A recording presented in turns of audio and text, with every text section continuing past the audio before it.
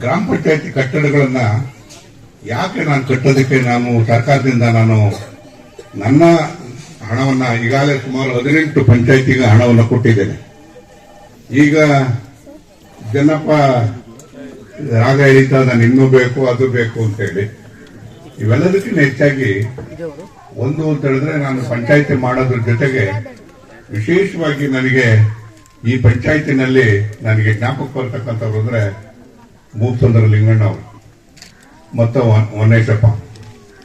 ನಾನು ಈ ಕ್ಷೇತ್ರ ಕಾಲಿಟ್ಟಾಗ ಮೊದಲನೇದಾಗಿ ವನ್ನೇಶಪ್ಪನ ಜೊತೆನಲ್ಲಿ ನನಗೆ ಲಿಂಗಣ್ಣ ಅವ್ರ ಮನೆಗೆ ಬಂದು ಅಲ್ಲಿಂದ ನನ್ನ ರಾಜಕೀಯ ಪ್ರಾರಂಭ ಆಗಿ ಈಗ 48 ವರ್ಷ ಆಯ್ತು.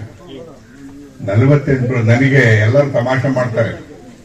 ಈಗ ನಾನು ಇಡೀ ರಾಜ್ಯದಲ್ಲಿ ಅತ್ಯಂತ ಹಿರಿಯ ಶಾಸಕ ಆದ ನಾನೇ.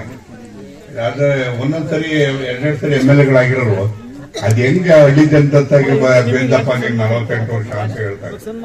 ಅಂದ್ರೆ ಬಹಳ ಕಷ್ಟ ಹಳ್ಳಿನಲ್ಲಿ ರಾಜಕಾರಣ ಮಾಡ್ತಕ್ಕಂಥದ್ದು. ಏನೇ ರಾಜಕಾರಣ ಬಂದ್ರು ಕೂಡ ನಾನು ರಾಜಕೀಯದಲ್ಲಿ ಯಾರನ್ನು ಕೂಡ ಬೆಂಬಲಿಸಕ್ ಹೋಗೋದಿಲ್ಲ.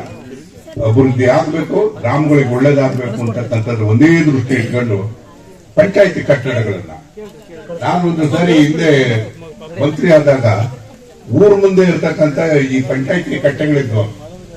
ಪಂಚಾಯತಿ ಕಟ್ಟೆಗಳಲ್ಲಿ ಹಳ್ಳಿ ಮರದ ಕೆಳಗೆ ಇವತ್ತು ನಾನು ಯಾವತ್ತೂ ಕೂಡ ನಿಮ್ ಪರವಾಗಿರ್ತೇನೆ. ನೀವು ಜಗಳಗಳು ಮಾಡ್ಕೋಬೇಡಿ, ವಿಶ್ವಾಸಗಳನ್ನ ಕೆಡಿಸ್ಕೋಬೇಡಿ, ಪ್ರೀತಿಯಿಂದೇರಿ, ವಿಶ್ವಾಸದಿಂದೇರಿ.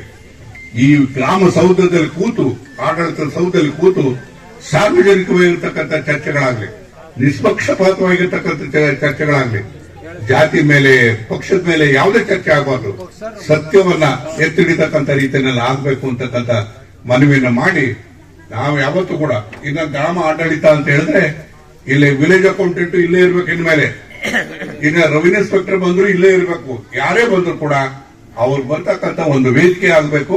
ಗ್ರಾಮ ಪಂಚಾಯತಿನಲ್ಲಿ ಚಟುವಟಿಕೆಗಳು ಜಾಸ್ತಿ ಆಗಬೇಕು. ಕಾನೂನು ಕಟ್ಟಡಗಳು ಜಾಸ್ತಿ ಇದೆ. ಈ ಕಾನೂನು ಕಟ್ಟಡಗಳು ಅಂತಂದ್ರೆ ಈಗ ಎಷ್ಟು ಕಾನೂನು ಅಂತ ಹೇಳಿ ಕಾನೂನುಗಳು ಅಂದ್ರೆ ಅಷ್ಟಿಷ್ಟು ಕಾನೂನಲ್ಲ. ಏನ್ ಮಾಡಕ್ ಹೋದ್ರೆ ಅದಕ್ಕೆ ಇನ್ನೊಂದು ತಕರಾರು ಮಾಡ್ತಕ್ಕಂಥದ್ದು ಇದೆ. ಸೊ ಹಾಗಾಗಿ ಇದೆಲ್ಲದೂ ಕೂಡ ಕೂತ್ಕೊಂಡು ಚರ್ಚೆ ಮಾಡಿ ಒಟ್ಟಾರೆ ಊರಿನ ಅಭಿವೃದ್ಧಿ ಆಗ್ತಕ್ಕಂಥದ್ದು. ಇವತ್ತು ಎಲ್ಲ ಏನಾಯ್ತು ಅಂದ್ರೆ ಬಹುಶಃ ಮುಂದೆ ನಾನು ಒಂದು ಹೇಳೋದು ಮಾಡ್ತೇನೆ. ನಾನು ಪ್ರಪಂಚ ಬ್ಯಾಂಕ್ನಲ್ಲಿ ಇವತ್ತು ನಾವು ಕೂತ್ಕೊಂಡು ನಾನು ದೆಹಲಿನಲ್ಲಿ ಹೋದಾಗ ಮೀಟಿಂಗ್ಗಳಲ್ಲಿ ಹೋಗ್ತಾ ಇರ್ತೀನಿ. ಬಹುಶಃ ಇನ್ನು 50-60 ವರ್ಷ ಆದ್ಮೇಲೆ ಕುಡಿಯೋದಕ್ಕೆ ನೀರಿರೋದಿಲ್ಲ. ಕುಡಿಯಕ್ಕೆ ನೀರಿಲ್ದಲೆ ಸಾವಿರಾರು ಕೋಟ್ಯಾಂತರ ಜನ ಸಾಯ್ತಾರೆ ಅಂತಕ್ಕಂಥ ವರದಿಯನ್ನ ಇರ್ತಕ್ಕಂಥ ಹಿನ್ನೆಲೆಯಲ್ಲಿ ನಾನು ಅದಕ್ಕೆ ಗಾಬರಿಗೊಂಡು ಯಾಕೆ ನಾನು ನೀರು ಅಂತೀನಿ ಬೆಳಿಗ್ಗೆ ಅಂದ್ರೆ ಯಾವ ಕಾಲಕ್ಕೂ ಕೂಡ ಬರಗಾಲ ಅಂತಕ್ಕಂಥದ್ದು ಸಿರಾದಲ್ಲಿ ಇರಬಾರದು. ಶಾಶ್ವತವಾಗಿ ಇದನ್ನ ಬರಗಾಲ ಮುಕ್ತವಾಗಿರ್ತಕ್ಕಂಥ ತಾಲೂಕು ಮಾಡಬೇಕು ಅನ್ನೋ ಕಾರಣಕ್ಕೋಸ್ಕರ ಇವತ್ತು ತ್ರಿವೇಣಿ ಸಂಗಮ ಅಂತ ಮಾಡಿ ಇದಾದ್ಮೇಲೆ ಭದ್ರಾ ಬಯತಿರು ಎತ್ತುನಳ್ಳಿ ಈ ರೀತಿಯಾದಂಥ ಯೋಜನೆಗಳನ್ನ ನಾವು ಮಾಡೋ ಕೆಲಸ ಮಾಡ್ತೀವಿ. ಇದಕ್ಕೆಲ್ಲ ಸ್ಫೂರ್ತಿ ಅಂತ ಹೇಳಿದ್ರೆ ಜನರು ಕೊಡ್ತಕ್ಕಂಥ ಮಾರ್ಗದರ್ಶನ. ಇವತ್ತು ನಾನು ನಿಮ್ಮನ್ನು ನೋಡಿದಾಗ ನಾನು ತಮಾಷೆಯಾಗಿ ಬೈತಿರ್ತೀನಿ. ಅವ್ರು ಬೈದಾಗಲೇ ಅವ್ರು ಸತ್ಯ ಮಾತಾಡೋದು.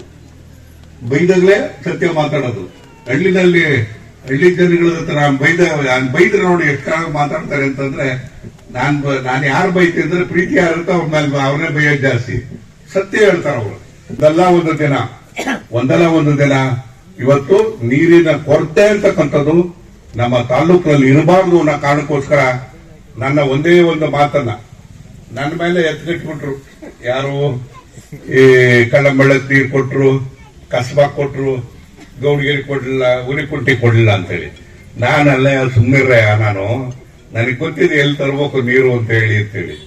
ಕೊನೆಗೆ ನಾನು ಒಂದು ಹೇಳಿಕೆ ಕೊಟ್ಟೆ. ನನಗೆ 1 ತಿಂಗಳಲ್ಲಿ ಗೌಡ ನಿಮ್ಗೆ ಗೊತ್ತಾ, ಮೇಕೆದಾಟು ಕೇಸು ಇತ್ಯರ್ಥ ಆದ್ರೆ ನೀರ್ ತರೋದು ಗೊತ್ತಿದೆ ನನಗೆ. ಕುಣಿಗಲ್ಲಿಂದ ಹಿಡಿದು ಸಿರಾದವರೆಗೂ ನೀರು ಕೊಡೋದು ಗೊತ್ತಿದೆ ನನಗೆ ಅಂತ ಹೇಳಿದೆ. ಯಾರು ನೋಡಿದ್ರು ಇಲ್ವೋ ವಾಟ್ಸ್ಆಪ್ ನಲ್ಲಿ ಅವರು ನೀವು ಯಾರು ನೋಡಲ್ಲ. ಇನ್ನು ಏನಾರ ಬೇರೆ ನೋಡ್ತೀನಿ, ಇದನ್ನಂತವೆಲ್ಲ ನೋಡಲ್ಲ. ಆಗ ನಾನು ಇವತ್ತು ನಮ್ಮ ಪುಣ್ಯ, ಇವತ್ತು ಕರ್ನಾಟಕದ ಪುಣ್ಯ, ತುಮಕೂರು ಜಿಲ್ಲೆಯ ಪುಣ್ಯ, ಇವತ್ತು ಮೇಕೆದಾಟು ಕೇಸನ್ನ ನಾನು ಕಾನೂನು ಮಂತ್ರಿಯಾಗಿ ಮೇಕೆದಾಟನ್ನ ತೆಗೆದುಕೋಬೇಕು ಅಂತ ಹೇಳಿ ತೀರ್ಮಾನ ಮಾಡಿದ್ದು ಲಿಖಿತವಾಗಿ ಅದು ನಾನೇ ಮೊದಲಾಗಿ ಕಾನೂನು ಮಂತ್ರಿಯಾಗಿ ತೀರ್ಮಾನ ತಗೊಂಡಿದ್ದು.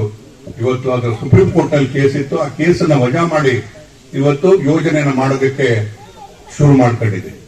ನಾನು ಡಿ ಕೆ ಶಿವಕುಮಾರ್ ಅವರು ಕೂತು ಯಾವ ರೀತಿಯಾಗಿ ತುಮಕೂರು ಜಿಲ್ಲೆಗೆ ನೀರನ್ನು ತರಬೇಕು, ಯಾವ ರೀತಿಯಾಗಿ ಬೆಂಗಳೂರಿಗೆ ನೀರನ್ನ ಕೊಡಬೇಕು ಅಂತಕ್ಕಂಥ ವಿಚಾರಗಳ ಬಗ್ಗೆ ಕೂತು ಚರ್ಚೆ ಮಾಡಿ ನಾವು ಯೋಜನೆಗಳನ್ನ ಅದನ್ನು ಮುನ್ನಡೆಸ್ತಕ್ಕಂಥ ಕೆಲಸವನ್ನು ಮಾಡ್ತಾ ಇದ್ದೀವಿ. ಅಂದ್ರೆ ನಾನು ಯಾಕೆ ಹೇಳ್ತೀನಿ ಅಂತ ಹೇಳಿದ್ರೆ, ರಾಜಕಾರಣದಲ್ಲಿ ಯಾರು ಕೂಡ ಬಹಳ ವರ್ಷ ಊಟ ವೈಕೊಂಡು ಇರಕ್ಕಾಗಲ್ಲ. ಈಗ ನಾನು ಇನ್ನು 2 ವರ್ಷಕ್ಕೆ ಹೋದ್ರೆ ನಾನು ಶಾಸಕನಾಗಿ 50 ವರ್ಷ ಆಯ್ತು. 50 ವರ್ಷ ಅಂದ್ರೆ ಇನ್ನು SR ಗೌಡ ಇದ್ನೋ ಇಲ್ವೋ, ಇನ್ನು ಹಾಲು ಕುಡಿತಿದ್ದೋ ಇಲ್ವೋ. ಆಗ ಹಿಂಗೆ ನನಗೆ, ಯಾಕಂದ್ರೆ ನಿಮಗೆ ಮುಂದಿನ ಪೀಳಿಗೆ ಯಾವತ್ತೂ ಕೂಡ ಕಷ್ಟ ಅನುಭವಿಸಬಾರದು ಅನ್ನೋ ಕಾರಣಕ್ಕೋಸ್ಕರ ಇಷ್ಟು ದಿವಸ ರಾಜಕಾರಣದಲ್ಲಿದ್ದು ನಮಗೇನಾದ್ರೂ ಒಂದು ಋಣ ತೀರಿಸುವಂತ ಕೆಲಸ. ಅಂದ್ರೆ ಮನುಷ್ಯನಿಗೆ ಹುಟ್ಟಿದ ಮೇಲೆ ಈ ಜಾಗಕ್ಕೆ ನಾವು ಜಾಗವನ್ನ ಮಾಡಿದೀವಿ ಅಂತಂದ್ರು ನಿಜಕ್ಕೂ ಕೂಡ ಬಹಳ ಒಳ್ಳೆ ಕೆಲಸವನ್ನ ಅಧ್ಯಕ್ಷರು ಮಾಡಿದ್ದಾರೆ. ಯಾಕೆಂದ್ರೆ ಒಂದು ವ್ಯವಸ್ಥಿತವಾಗ್ತಕ್ಕಂತ ಒಂದು ಕಟ್ಟಡಕ್ಕೆ ಒಂದು ಸುವ್ಯವಸ್ಥಿತವಾಗ್ತಕ್ಕಂಥ ವಿಶಾಲವಾದಂತ ಮೈದಾನ ಮತ್ತು ಕಾಂಪೌಂಡ್ ಇರ್ತಕ್ಕಂಥದ್ದು ಬಹಳ ಸೂಕ್ತ. ಆ ನಿಟ್ಟಿನಲ್ಲಿ ಇವತ್ತು ನಮ್ಮ ಏನು ನಾಗರಾಜು ಇರ್ಬೋದು, ನಮ್ಮ ಏನು ಭೂತರಾಜು ಇರ್ಬೋದು, ಇಂದಿನ ಅವಧಿನಲ್ಲಿ ರಂಗನಾಥ್ ಗೌಡರು ಕೂಡ ಅಧ್ಯಕ್ಷ ಆಗಿದ್ರಲ್ಲಿ, ಅವರ ಅವಧಿನಲ್ಲೂ ಕೂಡ ರೆಜುಲೇಷನ್ ಅನ್ನ ಮಾಡಿದ್ರು. ಮತ್ತೆ ತದನಂತರ ನಮ್ಮ ಚನ್ನಪ್ಪ ಅಧ್ಯಕ್ಷತೆಯಲ್ಲಿ ಇವತ್ತು ಕಟ್ಟಡ ಕಂಪ್ಲೀಟ್ ಆಗಿದೆ. ಈ 3 ಜನ ಅಧ್ಯಕ್ಷರ ಅವಧಿನಲ್ಲಿ ಇವತ್ತು ಒಂದು ಒಳ್ಳೆ ವಿಶಾಲವಾಗಿ ಇಡೀ ಕಳ್ಳಂಬೆಳ್ಳ ಹೋಬಳಿನಲ್ಲೇ ಕೂಡ ಹೆಚ್ಚು ವಿಶಾಲತೆ ಇರ್ತಕ್ಕಂತ ಒಂದು ಗ್ರಾಮ ಪಂಚಾಯತಿ ಕಟ್ಟಡ ಇದೇ ಇರ್ಬೋದೇನೋ ಅನ್ನಿಸ್ತಾ ಇತ್ತು ನನಗೆ. ಪಕ್ಕ ಗೊತ್ತಿಲ್ಲ, ನಮ್ಮ ಹರೀಶ್ ಸಾಹೇಬ್ರಿಗೆ ಗೊತ್ತಿರಬೇಕು. ಇಂತಹ ಒಂದು ಸುವ್ಯವಸ್ಥಿತವಾಗ್ತಕ್ಕಂತ ವಿಶಾಲವಾಗಿರ್ತಕ್ಕಂತ ಕಟ್ಟಡವನ್ನ ಇಲ್ಲಿ ಮಾಡಿರ್ತಕ್ಕಂಥದ್ಕೆ ನಾವು ಕೂಡ ಇಂದಿನ ಅವಧಿನಲ್ಲಿ ಬಹಳಷ್ಟು ಸರಿ AC ಅವರಿಗೆ, ಅವಾಗ ಜಯಚಂದ್ರ ಸಾಹೇಬರು ಇನ್ನ ಶಾಸಕರಾಗಿರ್ಲಿಲ್ಲ, ಇಲ್ಲಿ ನಿವೇಶನವನ್ನು ಪಡ್ಕೋಬೇಕಾದ್ರೆ ಸಾಕಷ್ಟು ನಮ್ಮ ಗ್ರಾಮ ಪಂಚಾಯತಿ ಇಂದಿನವರು ಈಗಲೂ ಕೂಡ ತಮ್ಮ ಅನುದಾನವೆಲ್ಲವನ್ನೂ ಕೂಡ ಈಗಿನ ಗ್ರಾಮ ಪಂಚಾಯತಿ ಸದಸ್ಯರು ಕೂಡ ಅನುದಾನವೆಲ್ಲವನ್ನೂ ಕೂಡ ಈ ಗ್ರಾಮ ಪಂಚಾಯತಿ ಕಟ್ಟಡಕ್ಕೆ ಹಾಕಿದ್ದಾರೆ.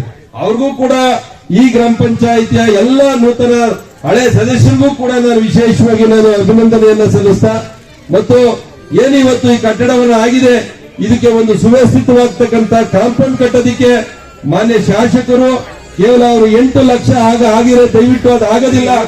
ಅವರ ಅನುದಾನದಲ್ಲಿ ಮತ್ತೆ 10 ಲಕ್ಷ ಅನುದಾನವನ್ನು ಹಾಕಿದಾಗ ಮಾತ್ರ ಇಲ್ಲಿ ಒಂದು ಕಾಂಪೌಂಡ್ ಅನ್ನು ಕಟ್ಟೋದಿಕ್ಕೆ ಸಾಧ್ಯ ಆಗ್ತದೆ.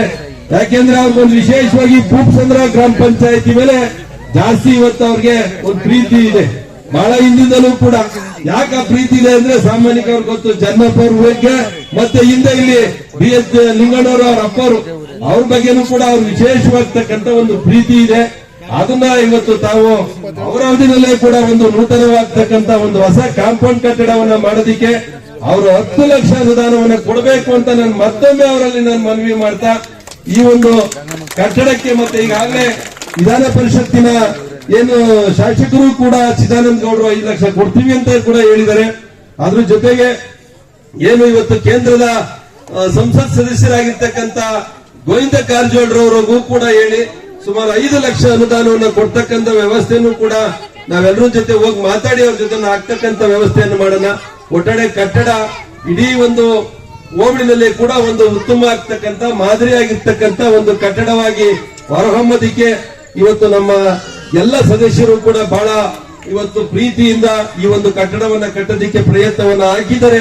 ನಿಜಕ್ಕೂ ಕೂಡ ಅವರೆಲ್ಲರಿಗೂ ಕೂಡ ನಾನು ಚಿರಋಣಿ ಆಗ್ತಾ ಇಂಥ ಒಂದು ಕಟ್ಟಡವನ್ನ ಕಟ್ಟಿರ್ತಕ್ಕಂಥ ನಮ್ಮ ಹಿಂದಿನ ಮತ್ತು ಹಾಲಿ ಇರ್ತಕ್ಕಂಥ ಎಲ್ಲ ಸದಸ್ಯರಿಗೆ ನಾನು ಈ ಸಂದರ್ಭದಲ್ಲಿ ಅಭಿನಂದನೆಯನ್ನು ಸಲ್ಲಿಸಿ, ಈಗಾಗಲೇ ಹರೀಶ್ ಅವರು ಕೂಡ ಈ